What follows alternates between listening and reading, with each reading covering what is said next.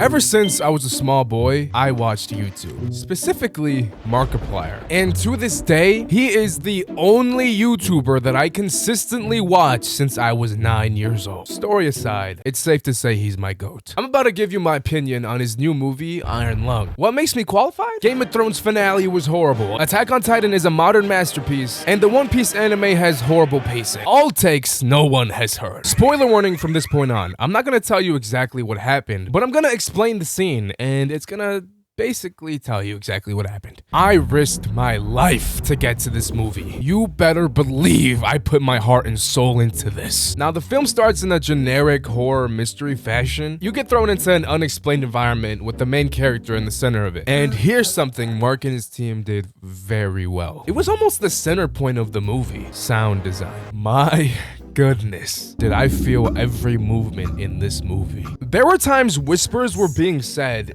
and I had to look around beside me to see if anyone was actually talking, and I was alone. I was lucky enough to go to the earliest showing of the movie in a discreet theater where it ended up having no one in there besides myself. So the movie was like 10 times scarier. I will never take this experience for granted. I'm not sure who Mark got to work on this aspect, but without them, the movie would have been horrible. I'm just being honest. They focus a lot on the environment, and I'm glad they do. The set design is perfect. You can see the history of the other divers before Simon or Markiplier's character with just a glance at the submarine. And I'm pretty sure the technology that they use for this is insane. A really big worry I had was if the acting would be a problem. Now, obviously Markiplier can act. He's been in plenty of shows before, but I mean really act. 'Cause let's be honest, when you see Simon, it really just looks like Markiplier cosplaying as a homeless man. It usually takes a fair amount of changes to really disassociate yourself from your real world person. And let's just say, Mark has been working. His acting easily improved 10 times over. It kind of even improved throughout the movie. Like, you can tell he was practicing while filming. There's a few times where it's a little awkward and rough around the edges, but overall, his performance is amazing. I mean, just listen to the emotion in his voice. No, I'm done. I'm done being fucked with. A few scenes pass, and we're officially at the meat of the movie. We even get to see other characters besides Mark. The movie is a bit of a slow burner. There's really just a lot of world building and finding out the lore of where you are and why you're there. It takes about an hour to really get into the horror aspect of the movie, which is fine. I've watched my fair share of horror movies. The only ones that ever really scared me are Midsummer and Annabelle. This movie managed to actually creep me out. There's not really jump scares per se. It's more of a tension buildup with mysterious creatures and eldritch horrors. Fuck. There is some real cinematography done in this film. Not just some lazy static shots where you're looking at Markiplier walking from here to there. No. For example, there's this micro lens shot where Mark is looking at a monster through the camera that he presses, and it zooms out of his eye to the compass that shows monsters around him in one take.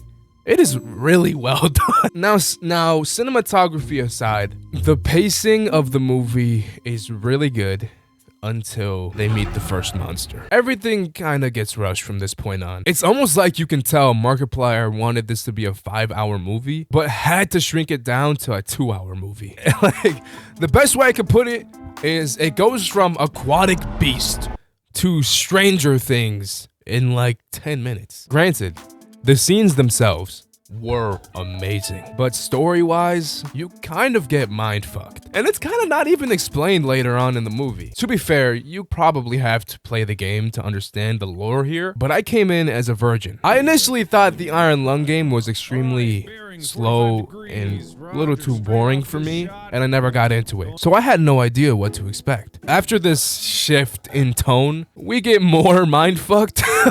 Essentially, Simon loses his mind, and while the story isn't too solid, Mark really gets to show his acting here. There's this scene where Mark kind of goes like, he like straight up goes like, and I know that they were trying to portray a very angry dude, but Like, it was so dumb. It was hard not to laugh at that. If I was him, I would have done less teeth and maybe more of a, you know what I mean? And real quick, going back to sound design, dude, the music in this shit was amazing. I believe his name is Andrew Hochschild. He's the composer. He really managed to encapsulate the feeling of dread underwater. I can't explain it. You kind of just have to hear it yourself. It is very well done. Now, getting closer to the end of the movie, it starts to feel a lot like how Mark promoted it. Mark kept saying, most blood used in a film ever. And pretty much throughout the entirety of the film, I'm thinking to myself, where's the blood? Then Simon pretty much meets the monster and everything turns to blood. Then it made a lot of sense why he kept promoting it as the most blood ever. My one true biggest flaw with the movie is this one scene at the end with CGI. Because the CGI in this is done very, very well up until this point. I could not for the life of me tell you what was happening in this scene. I knew I saw the monster, but I didn't know what was happening. It was about 5 seconds of a CGI scene showing something. And it was so fast, I couldn't tell what was happening. You didn't get time to process what was going on. You kind of had to assume, which I did. I'm assuming, spoiler, the monster died. But I couldn't tell. I don't want to spoil anything more than I already did. So please watch it yourself. Overall, the movie was great. You can feel the love and passion put into this. It has its flaws, but every movie has its flaws. Personally and unbiasedly, as a film, just a film, nothing to do with Markiplier or any of this, I would give it a solid 8 out of 10, which is not easy.